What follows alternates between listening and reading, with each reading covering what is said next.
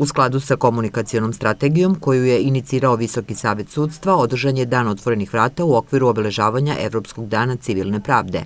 Na koji način najlakše mogu da ostvare svoja prava ne zanemarujući obaveze, koja je procedura i postupak u pravosudnom sistemu, neka su od pitanja koja su građani mogli da postave i bez zakazivanja dobiju odgovor u Prekršajnom sudu u Šapcu. Cilj je da se građani upoznaju sa cijelim postupkom u ovom sudu, da im se omogući da vide sudnicu, da sve one postupke gde nije slučajna javnost, da prisustvuju ako žele i da se transparentnost suda učini dostupnim građanima.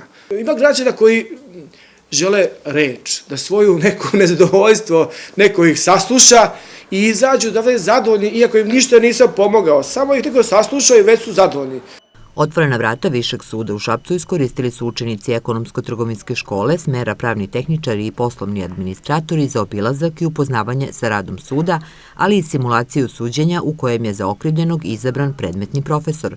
Ovakve akcije i manifestacije koje imaju za cilj približavanje njihovog rada i pravosudnog sistema uopšte od značaja su i za pravilno razumevanje uloge suda u pokušajima da se vrati poverenje u pravosudne institucije, smatra Gojko Lazarev, predsednik Višeg suda.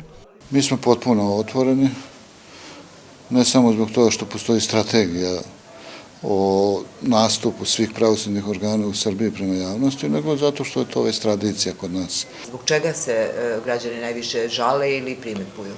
Najviše se žale na sporost u radu.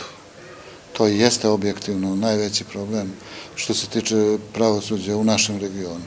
I u Prekršajnom i Višem sudu transparentnost rada je nešto o čemu se dosta vodi računa i što se smatra neophodnim. U obe institucije i pored precizno određenih dana kada se bez zakazivanja može obratiti predsedniku suda, prijem se uvek može i van rasporeda dogovoriti.